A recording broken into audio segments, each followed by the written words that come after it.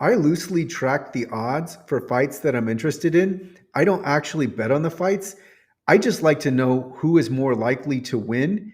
And I'm definitely pulling for Dricus at UFC 312. So it was nice to see that he opened up as a slight favorite, and even more encouraging that the line favors him even more now. And that's what this Forbes article gets at. It says that Dricus opened up as a minus 145 favorite, and now he's listed at a minus 205 favorite. So let's quickly break down what this means. First of all, the market has 8% is 8% more confident that Dricus wins versus when this fight was announced. So here we have the open, which was Dricus at a minus 145, which means that you bet $145 to win $100. And then Sean was at a plus 125. So if you bet $100 on Sean, you could win 125. But of course, the line has moved. So the current line is now minus 205 on Dricus, which means if you bet 205, you can win $100. And then with Sean, it's plus 175. So if you bet $100, you can win 175. So here are now, let's go over the implied odds. So minus 145 means that the market gives Dricus a 59% chance of winning. Of course, that was the open. Now he is at a minus 205. So the market thinks he now has a 67% chance of winning. So he's eight more. The market thinks he is 8% more likely to win now than when the lines opened. And for Strickland, the implied odds, he started at a 44% chance to win. Now he's at 36%. And so he's seen a decrease. He is 8%. The market thinks he is 8% less likely to win. Now, what could be the reasons for this line movement? Well, the story here, the feature story, the headliner is that Sean Strickland is people think that he has staph, and it certainly looks that way when you look at the photos. So one reason could be sharp money is on Dricus. Another could be the staph infection affecting the lines. What would be really nice, and I didn't find this, but what would be nice is if you had like a tracker of the odds and what day and time the odds moved, and that way you could try to sync the various stories, updates, social media interviews, etc. See if there was any connection between the line and those possible reasons for the line moving. There could also just be the market, the public sentiment favoring Dricus, and we definitely see this.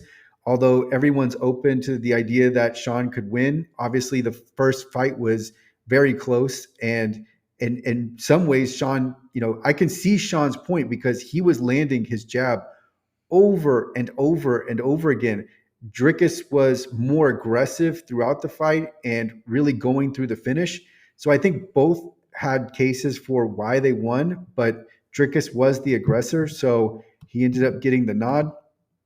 And there could also be just camp information or leaks that are coming out of their respective camps that are affecting the line.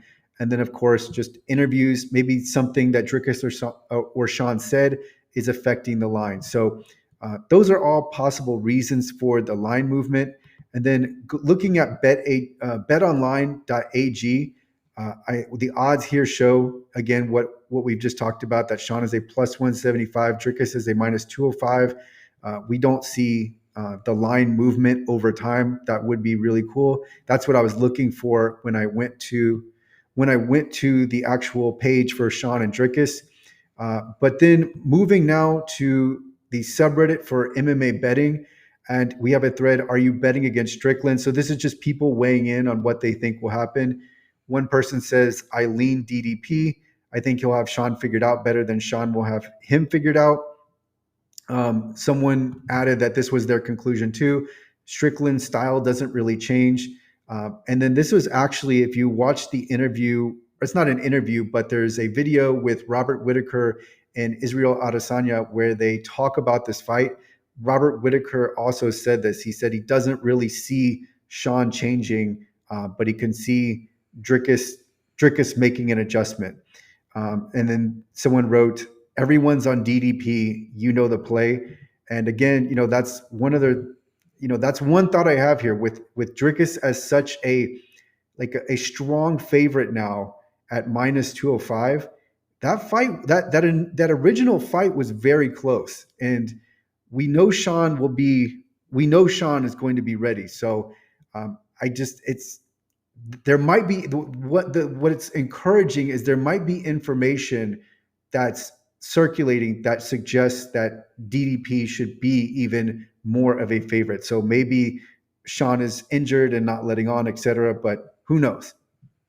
Someone wrote, I thought Sean won the first fight. The only damage DDP did was from a headbutt.